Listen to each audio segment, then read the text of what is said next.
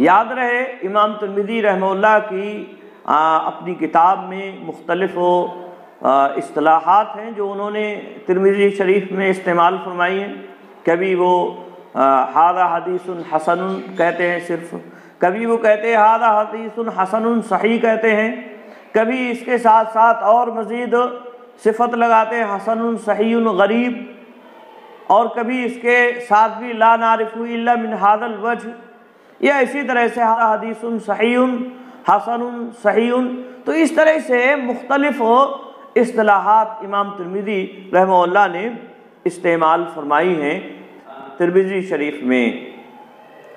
اور یہاں امام ترمذی نے جو اصطلاح استعمال کی ہے اس حدیث کے لیے تو وہ یہ کہ یہ حدیث حسن صحیح غریب ہے۔ حسن صحیح اور غریب، یعنی حسن بھی ہے، صحیح بھی ہے اور غریب بھی ہے۔ تو یہاں اصل میں امام ترمذی رحمہ اللہ کا ایک تو ان کی جو حسن کی تعریف ہے وہ عام محدثین سے ہٹ کر ہے، اور وہ حدیث حسن ان کے یہاں جو مراد ہے اس کی وضاحت انہوں نے اپنی کتاب ہی میں کر دی ہے۔ چنانچہ حسن روایت سے متعلق وہ کہتے ہیں ما روی من غیر وجہ ولا یکون شاذا ولم یکن فی رواته من ہوا متہم بالکذب، یعنی حسن ان کے نزدیک وہ روایت ہے جو کئی سندوں سے وارد ہو اور وہ شاذ نہ ہو، اور اسی طرح سے کوئی جھوٹا راوی متہم بالکذب راوی اس کے اندر نہ پایا جائے۔ تو یہ حسن روایت امام ترمذی کے ہاں ہوتی ہے۔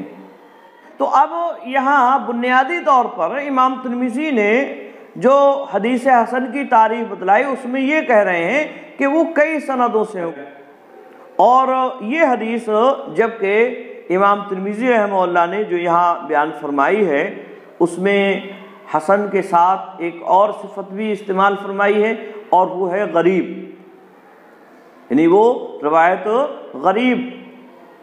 اور غریب جو حدیث ہوتی ہے اسے کہتے ہیں جو جس کی سند میں ایک راوی ہو، ایک روایت کرنے والا ہو۔ اب ظاہر سی بات ہے ایک روایت کرنے والا ہے تو متعدد سند کیسے ہو جائیں گی؟ آئی بات میں؟ تو یہ آپس میں ایک دوسرے سے تعریف امام ترمذی رحمہ اللہ کی یہ ٹکرا رہی ہے۔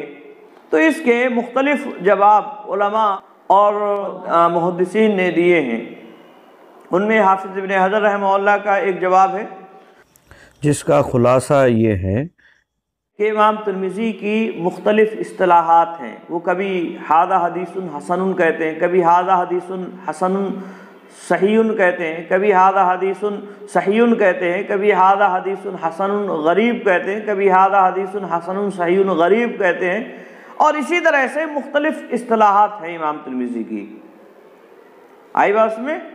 اور جب وہ ھذا حدیث حسن کہتے ہیں تو ان کی وہ اصطلاح مراد ہوگی جو انہوں نے کی ہے، یعنی وہ حدیث جو ہے متعدد طرق سے مروی ہو، اس وقت ان کی یہ خاص اصطلاح مانی جائے گی جب وہ صرف ھذا حدیث حسن کہتے ہیں، اور جب اور کوئی صفت اس کے ساتھ لگاتے ہیں تو وہ تعریف یہاں مراد نہیں ہوتی ہے جو امام ترمذی نے کہی ہے۔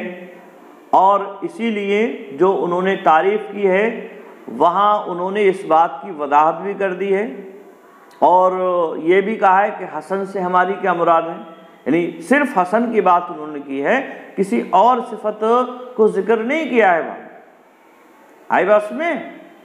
تو یہ حسن جو متعدد طرق والی بات ہے یہ صرف ھذا حدیث حسن جب کہتے ہیں وہاں ان کی مراد ہوتی ہے، اور جہاں ھذا حدیث حسن کے ساتھ مزید صفات بھی لگی ہوں، صحیح یا غریب کے ساتھ لا نعرف الا من ھذا الوجہ وغیرہ، تو یہاں امام ترمذی کی وہ خاص اصطلاح مراد نہیں ہوتی ہے، بلکہ یہاں عام محدثین کی جو اصطلاح ہے وہ مراد ہوا کرتی ہے۔ اور عام محدثین کے یہاں حدیث حسن کسے کہتے ہیں؟ یعنی وہ روایت جس کے راوی جو ہیں خفیف الضبط ہوں اور صحیح کے صفات اس کے اندر پائے جائیں۔ تو عام محدثین کے یہاں حدیث حسن اسے کہیں گے جس کے راوی خفیف الضبط ہوں اور صحیح کی اس کے اندر صفات پائی جاتی ہوں، تو اسے حدیث حسن کہا جاتا ہے عام محدثین کے یہاں۔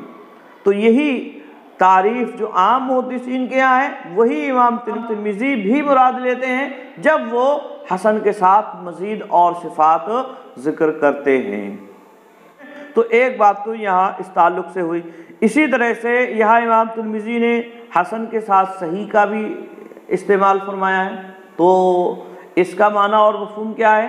اس کو بھی محدثین نے، حافظ ابن حجر رحمہ اللہ نے اور اسی طرح سے اور لوگوں نے بیان کیا ہے، اور اس کی وضاحت امام ترمذی کے حوالے سے یہ بیان کی ہے کہ یہ جو روایت جس کے بارے میں امام ترمذی اس طرح کی بات کہتے ہیں، یا تو یہاں کلمہ شک او محذوف ہے، یعنی ھذا حدیث حسن او صحیح، یعنی یہ حدیث حسن ہے یا صحیح ہے، گویا کہ امام ترمذی کو اس تعلق سے شک ہوتا ہے تو وہ اس طرح کی وضاحت کرتے ہیں۔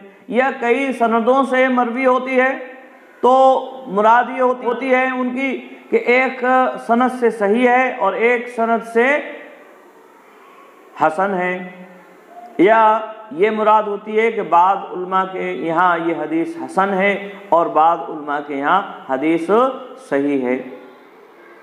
تو یہ امام ترمذی کے یہاں یہ مختلف اصطلاحات کا معنی اور مفہوم ہے جس کو حافظ ابن حجر رحمہ اللہ نے نخبۃ الفکر کے اندر بھی بیان فرمایا ہے، اور مزید وضاحت اگر کسی کو مقصود ہو تو وہاں دیکھا جا سکتا ہے۔